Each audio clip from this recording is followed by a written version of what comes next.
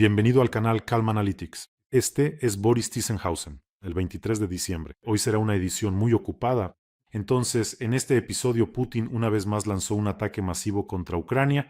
En ese momento, los drones ucranianos atacaron al gigante químico ruso y quemaron los talleres de la empresa estratégica. Putin hizo el ridículo en San Petersburgo, incluso antes de su visita, mientras se reía de Volodymyr Zelensky en directo. Y también los detalles de la eliminación de uno de los principales nazis de Rusia estarán en este episodio. The New York Times revela una primicia. Trump permitió en secreto a Ucrania atacar la flota en la sombra de Rusia. ¿Y por qué Joseph Biden no lo permitió? Y de eso también hablaremos. Y además Donald Trump vuelve a exigir que Groenlandia construya una flota de oro que lleve su nombre.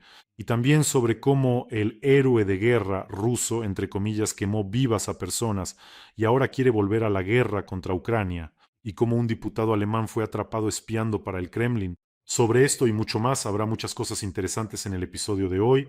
Si es la primera vez que visitas este canal, bienvenido y suscríbete para no perderte los próximos episodios. Así que esta noche los rusos lanzaron una vez más un ataque masivo contra Ucrania, lanzaron 635 drones sobre nuestro territorio y 35 misiles de crucero, además de 3 misiles aeroballísticos Kinsal. Se utilizó aviación estratégica, se emplearon portadores de misiles Kalibr. En general, lanzaron todo lo que pudieron.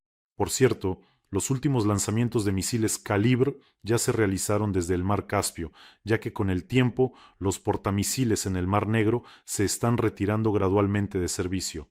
Por ejemplo, un submarino de la clase Varshavyanka, que fue destruido recientemente por un dron submarino ucraniano en Novorossiysk. Precisamente este también era un portador de misiles Kalibr y antes de ser destruido lanzaba estos Kalibr contra Ucrania. En general, como de costumbre, intentaron atacar la infraestructura energética. Como siempre, impactaron en edificios residenciales. Lamentablemente hay víctimas mortales, incluidos niños.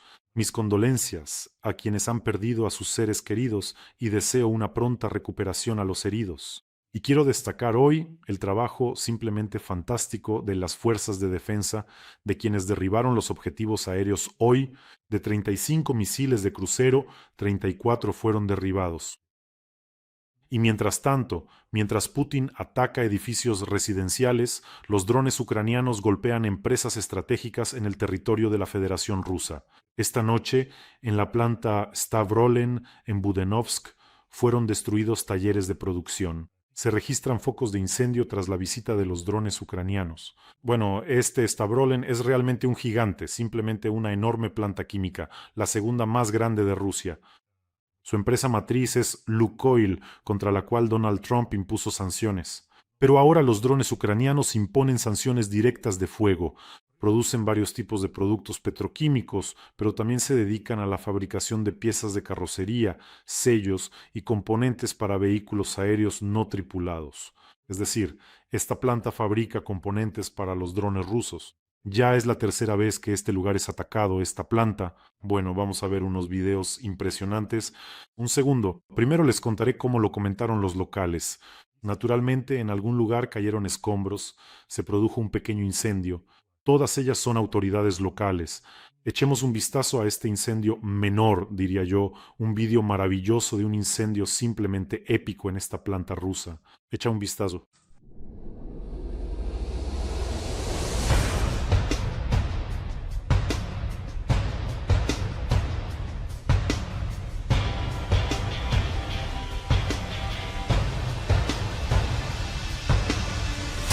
Parece como si todo el territorio de esta planta gigante estuviera en llamas. En resumen, esta vez los drones ucranianos enviaron un ardiente saludo a esta empresa estratégica. Y les recuerdo, amigos, que en cada emisión tenemos una colecta importante para nuestros defensores. Esta vez estamos abriendo una colecta para una camioneta pick-up 4x4 para el Batallón 308 de Guerra Radioelectrónica que está defendiendo Volchansk. Es decir, son chicos y chicas muy serios y dedicados que literalmente dejan completamente ciegos a los rusos y luchan activamente contra los drones rusos con gran eficacia. Lamentablemente hace poco les destruyeron su último vehículo. Ahora necesitan urgentemente una pickup, una serie de tracción en las 4 ruedas, porque el equipo está formado por 4 personas en la cabina y 2 más en la caja, que son quienes trabajan contra los drones. Es decir, ahí hay un equipo muy unido. Y los combatientes del batallón 308 nos enviaron un mensaje. Por favor, mírenlo. Бажаю здоров'я. 308-й окремий батальйон РЕП, який виконує бойові завдання на Харківському, Запорізькому, Донецькому та Старобільському напрямках, звертається до спільноти і глядачів Бориса Тізенгаузена з проханням про допомогу у зборі коштів на повнопривідний пікап. Даний автомобіль потрібен для виконання спеціальних бойових задач на Куп'янському та Вовчанському напрямках. Щиро вдячні небайдужим. Слава Україні! Героям слава! Y cada recaudación tiene su propia historia. Esta recaudación también tiene una historia. Siempre me comunico personalmente, hablo con la gente. Y así fue como hablamos con Natalia, la vieron en el video. Ella estaba muy preocupada porque, bueno, simplemente no sabían. El último transporte estaba dañado y simplemente no sabían dónde conseguir uno nuevo. Le recomendaron que se pusiera en contacto conmigo y yo, a su vez, recurro a ustedes, mis queridos espectadores de este canal. Hablamos con Natalia, ella es muy responsable, de verdad, bueno, está súper preocupada. Dice que simplemente no sabían qué hacer, se puso muy triste porque se quedaron sin transporte. Pero nosotros, ustedes y yo, somos una gran fuerza. Así que vamos a ayudar a nuestros defensores. El enlace para donar está en la descripción de este video. Allí hay Mono, hay Privat y también PayPal para quienes quieran ayudar desde el extranjero. Y a cada uno de ustedes siempre les digo muchísimas gracias. De mi parte y de parte de cientos y cientos de nuestros defensores, a quienes ya hemos ayudado junto con ustedes. Además, pronto será Navidad. Entiendo que nuestros soldados probablemente quisieran otros regalos, celebrar la Navidad de otra manera, en familia, con sus seres queridos, pero ahora es así. Y todo lo que salva la vida de nuestros combatientes es el mejor regalo para ellos en este momento. Ayudemos, es muy necesario. Si de repente no ven el enlace aquí, siempre está el código QR que también lleva a la colecta. Y pasamos a... Así es como nos pasa. De personas luminosas, fuertes, de los defensores de Ucrania, pasamos al lado oscuro. Y directamente al lado más oscuro, diría yo, al lado marrón. Pasamos a Putin.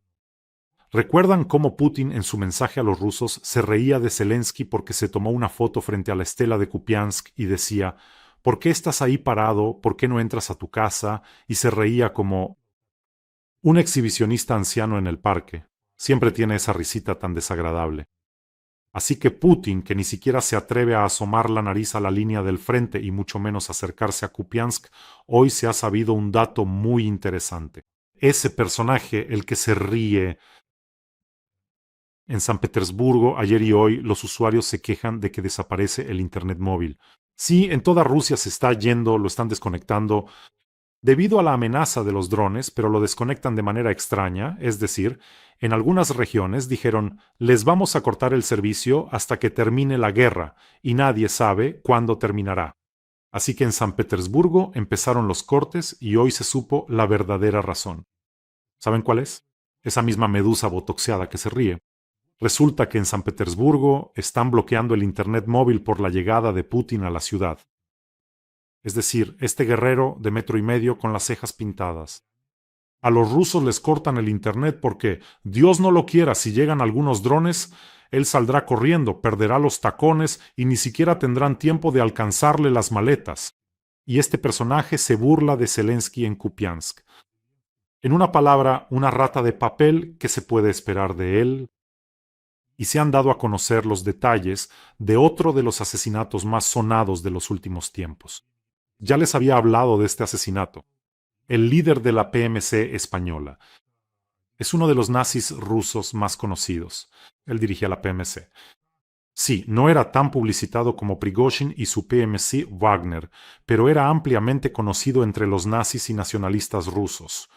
Resulta que lo mataron a tiros en una casa de campo en Sebastopol, la ciudad donde yo nací.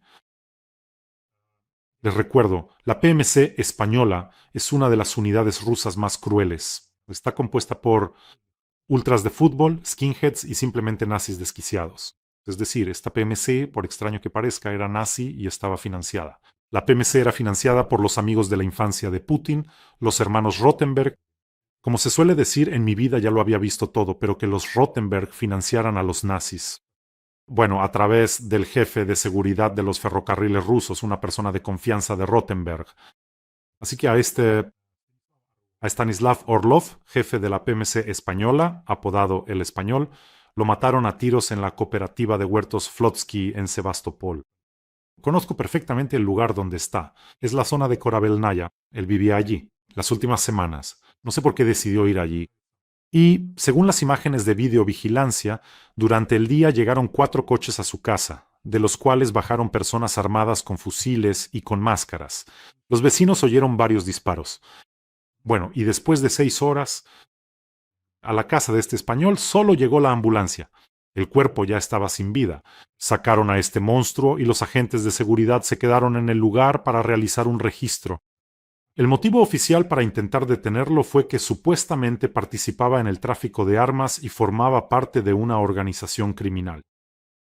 Recuerdo que este Orlov luchaba en Ucrania desde 2014 y en 2022 creó esta brigada de nazis desquiciados llamada Española. El hecho de que en Rusia hayan empezado a eliminar a los líderes de las PMC que son capaces de reunir a grupos de hombres armados a su alrededor es una señal de que Putin tiene un miedo terrible. Teme la repetición del escenario con el grupo Wagner y Prigozhin. Como pueden imaginar, en el ejército ruso hay muchos nazis inestables como este Orlov. O mejor dicho, vamos a decirlo así, todos están desequilibrados. ¿Quién en su sano juicio iría a matar gente? Y además no está claro por qué. Así que nazis como Orlov de la Española o Utkin del grupo Wagner hay bastantes. También está la DSHRG Rusich. Allí, en general, el nazi Melchakov es abiertamente desquiciado, es decir, otro candidato para ser eliminado por el FSB. En resumen, además de los generales rusos que han empezado a desaparecer y a explotar en sus autos, al mismo tiempo están eliminando a los líderes de las PMC en Rusia. Y yo les dije que a los rusos el tiempo de la gran confusión les parecería un cuento infantil en comparación con lo que sucederá después de la guerra. Cuando a Rusia la inunden cientos de miles de combatientes armados y exconvictos ya con experiencia en asesinatos.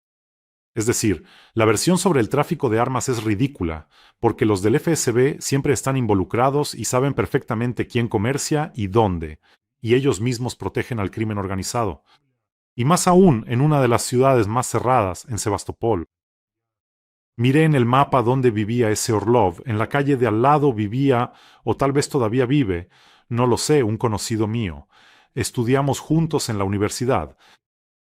Ese conocido era muy peculiar. ¿Saben? Hay personas que caminan y no mueven los brazos, los mantienen pegados al cuerpo, así, pegados al costado y simplemente caminan así. Y ese conocido era exactamente así.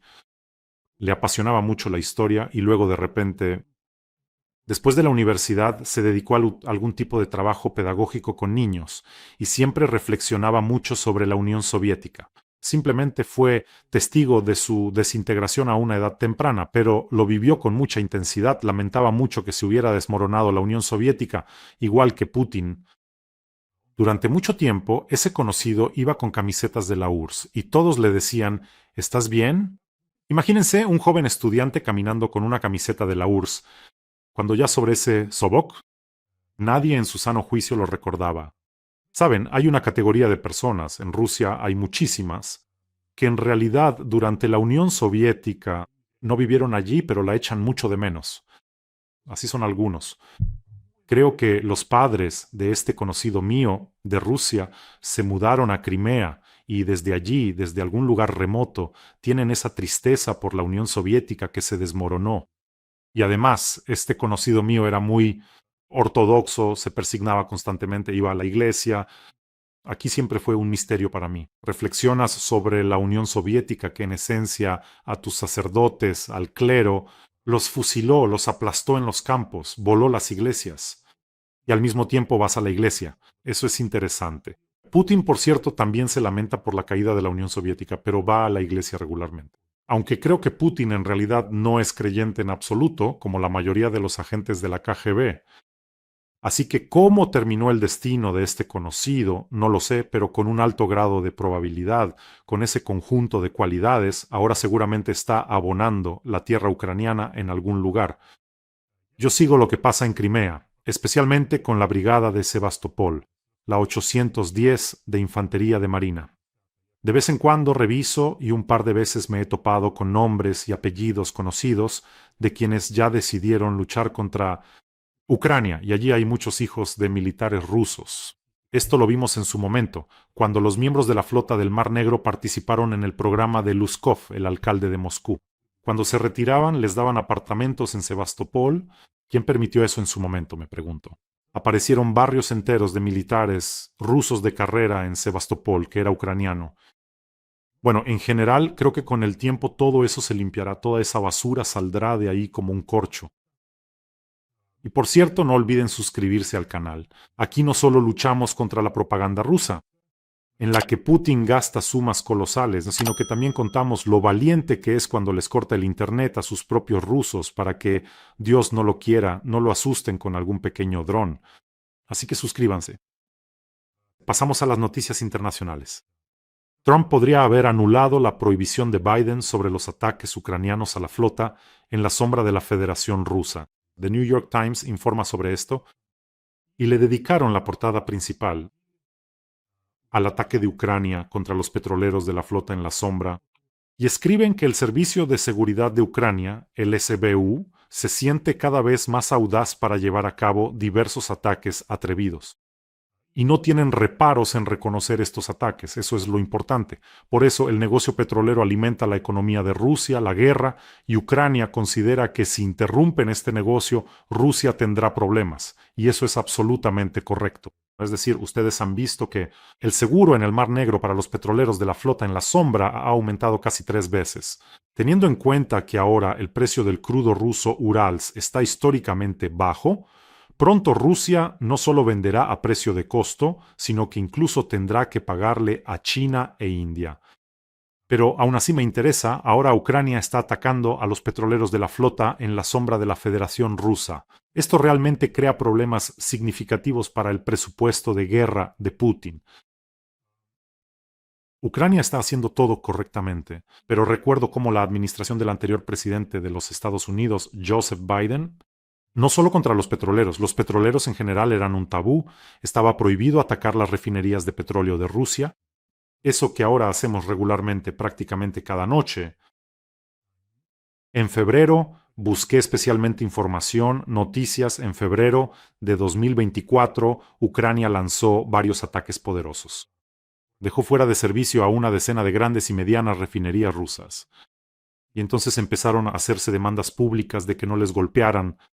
Es decir, en el mismo febrero de 2024, Kamala Harris le transmitió esto a Zelensky en la conferencia de Múnich.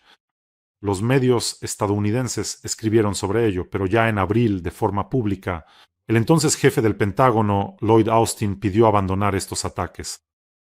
Era el 10 de abril en las audiencias del Senado, y Lloyd, es decir, luego afirmó que estos ataques tendrá graves consecuencias para los precios mundiales.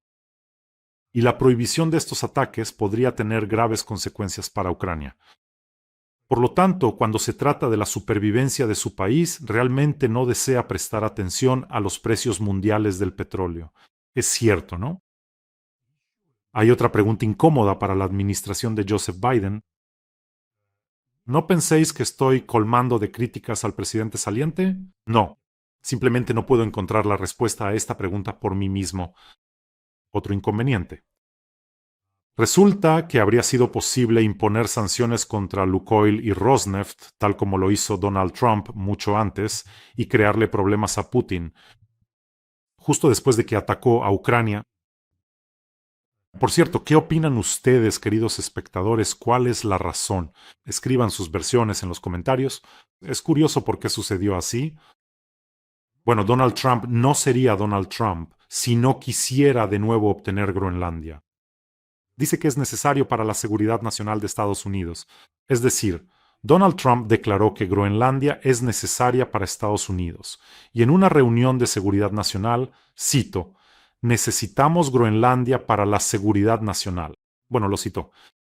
Según él, Groenlandia tiene una población muy pequeña. Por eso, como señaló Donald Trump, Dinamarca no gasta dinero en ella y no tienen protección militar. Y agregó que esto es lo que hay que escuchar, porque más allá será interesante. Dicen que Dinamarca estuvo allí hace 300 años aproximadamente, en barcos.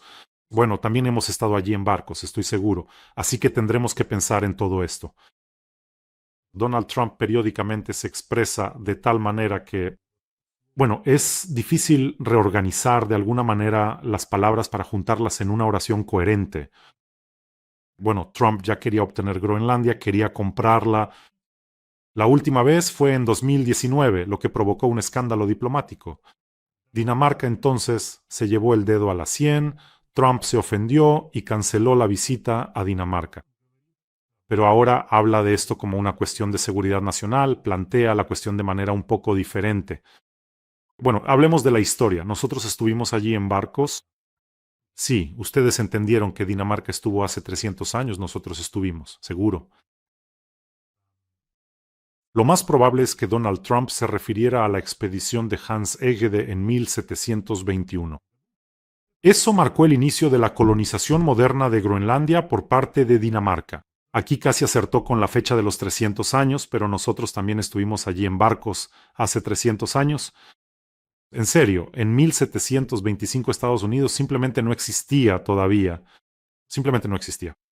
En cuanto a que Dinamarca no tiene dinero para defender Groenlandia, eso es una manipulación, abiertamente. Les recuerdo, Dinamarca es miembro de la OTAN. La defensa de Groenlandia es una tarea colectiva de la OTAN, en caso de que de repente alguien ataque, incluyendo a Estados Unidos como base de la OTAN. Es decir, resulta que, pero lo que menos me gustó fue esta historia histórica. Estuvimos allí hace 300 años, o hace cuánto tiempo haya sido, y en general como estuvimos allí significa que tenemos derecho. Eso ya lo he escuchado en algún lado. Es cierto, ¿no? Putin plantea periódicamente estas tesis. Así pues, adiós al argumento sobre la presencia histórica. Putin dice que Ucrania es un estado artificial. Estuvimos allí bajo el régimen de Rurik. En realidad estas son nuestras tierras ancestrales. Trump dice lo mismo. Estuvimos allí hace 300 años, lo que significa que tenemos derecho a reclamarlo. No. Son hechos pseudo-históricos para justificar algún tipo de expansión. Es decir, ustedes reconocieron a Putin, la Federación Rusa lo reconoció, las fronteras de Ucrania tal como existen, no me importa quién estaba allí hace 300 años, no me importa quién estaba allí hace 500 años. ¿Existe un concepto de derecho internacional? Si no te importa nada, entonces no importa en absoluto si estuviste allí o no. Putin también dice que necesitamos Ucrania por seguridad para que la OTAN no se acerque. ¿Y en qué se diferencia? Entonces necesitamos Groenlandia para nuestra seguridad nacional, para que, Dios no lo quiera, Rusia y China no se nos acerquen. Eso es pensamiento imperial, seguridad. El hecho de que un país grande busque su seguridad no justifica en ningún caso la absorción de un país pequeño. Y sobre si estuvimos allí en los barcos, entonces, si estuvimos, habría que devolver Estados Unidos a los vikingos. Porque Leif Erikson llegó a Estados Unidos. Justo al lugar donde ahora está Canadá, 500 años antes que Colón, así es como sucede, y de los pueblos originarios ni siquiera voy a hablar. Por eso, no hay que intentar estirar el globo terráqueo para que quepa en tu cartera. O no sé, Mongolia debería reclamarle a Moscú y decir, hace 800 años nosotros cabalgamos por aquí a caballo. Así que vamos a devolverlo todo de vuelta. Aunque nosotros, o sea, Ucrania, no estaríamos en contra y un poco sobre él, de todos modos, me parece que aquí no solo se trata de una cuestión de seguridad nacional, hay algo más, es decir, la compra o, no sé, la adquisición de Groenlandia le permitiría a Donald Trump entrar en la historia. Junto con los otros dos presidentes que expandieron el territorio de los Estados Unidos, Andrew Johnson y Thomas Jefferson, quienes compraron para Estados Unidos Alaska y Luisiana, y Trump también quiere entrar en la historia al nivel de las grandes figuras, como diciendo yo también. ¿Quién le hizo creer que para entrar en la historia hay que quitarle tierras a otros? No lo sé. Se puede entrar en la historia de otra manera. Por ejemplo, liberando de un mal a los países que se han enfrentado a ese mal. Además, créanme, la ayuda a Ucrania y la eliminación de la polilla calva sin duda inscribirán a Donald Trump, al menos en la historia mundial, y con seguridad en los libros de texto ucranianos. Créame, ese buen recuerdo y la gratitud por parte de los ucranianos perdurarán mucho más en el tiempo que un aeropuerto o un centro temporalmente renombrados. Ya que estamos hablando de vanidad, Sigamos un poco más. ¿Recuerdan que Donald Trump anunció la creación de la Flota Dorada? No era una broma. La presentaron. Donald Trump anunció la creación de una nueva clase de buques de guerra que llevarán un nombre. Adivinen qué nombre. Serán de la clase Trump. Es decir, la clase Trump es superior incluso a la clase oro, diamante, platino o clase espacial. El primer barco será casi 3 veces más grande que un destructor estándar. De inmediato hubo una tormenta de debates en los medios y entre expertos militares. ¿Qué está pasando en realidad? ¿Para qué necesitamos este gigante gigantesco y además con armas nucleares? Es decir, en esencia, quieren modernizar, crear un destructor y una fragata modernizados. No es un verdadero acorazado, como afirma la Casa Blanca. Y además los expertos señalan que en el siglo XXI equiparlos con armas nucleares estratégicamente, es peligroso y carece de sentido. Porque desde 1991, todas las armas nucleares han sido retiradas de los barcos estadounidenses. Hoy en día, tener ese tipo de armas obsoletas simplemente en una plataforma abierta, en un barco, representa un riesgo serio. Pero aquí me parece que el énfasis se pone más en la marca Trump y en el efecto espectacular. Aquí está, el Super Mega Destructor, el asesino de todos los barcos y submarinos, de la clase Trump. Bueno, aquí llega una noticia desde Rusia. Resulta que este negociador de Putin, Kirill Dmitriev, ¿saben para qué está en Estados Unidos? Según la versión del portavoz de Putin, Peskov, él está en Estados Unidos para informarse sobre los avances de europeos y estadounidenses en el plan de paz para Ucrania y transmitir esa información al Kremlin. O sea, va por ahí y averigua. ¿Y aquí qué? ¿Y aquí qué hay? ¿Y no puede simplemente llamar por teléfono? ¿Para qué tiene que estar allí? Y les diré que la principal tarea de Dmitriev ahora en Estados Unidos es interesar con negocios, corromper de manera latente a quienes tienen acceso a Donald Trump y por supuesto conseguir acceso directo al propio Donald Trump. Además, Dmitriev lamentablemente es un negociador muy fuerte y entiende perfectamente qué palancas debe presionar. Para Elon Musk, se ofrece a invertir dinero en sus proyectos marcianos. Bueno, no creo que Elon Musk esté de acuerdo, especialmente considerando el escándalo con el cosmonauta ruso, quien, déjenme recordarles, simplemente intentó estúpidamente robarle los planos a Elon Musk. A Donald Trump, Dmitriev le propuso construir un túnel desde Rusia hasta Alaska y llamarlo el túnel Trump-Putin. Esto creo yo es muy... A Donald Trump le gustó. ¿Sienten cómo sabe presionar los botones correctos? Ahora esto les va a sonar gracioso, pero si mañana de repente la Duma estatal en Rusia, si por orden de Putin la Duma decide renombrar Voronezh como Trumpograd, no se sorprendan. Lo más sorprendente es que esto podría funcionar. Y Donald Trump incluso podría visitar ese Trumpograd en la inauguración de la placa con su nombre. Y ahora pasamos, ya que nos hemos trasladado a Rusia, a noticias puramente rusas. Noticias como estas aparecen literalmente todos los días ahora. Un héroe de guerra condenado a 18 años que quemó vivas a 2 personas en Rusia vuelve a pedir ir a la guerra. El Tribunal Militar de Distrito en Ekaterimburgo dictó sentencia al héroe de guerra, entre comillas. Por supuesto, a Mikhail Molochkov, y él dice: escuchen, mándenme de nuevo a la guerra desde Ucrania porque él quemó. Tras quemar vivas a 2 personas, vuelve a prisión. Recibe 18 años y dice: ¿por qué no me mandan de nuevo a matar, pero no aquí, sino allá, de forma legal?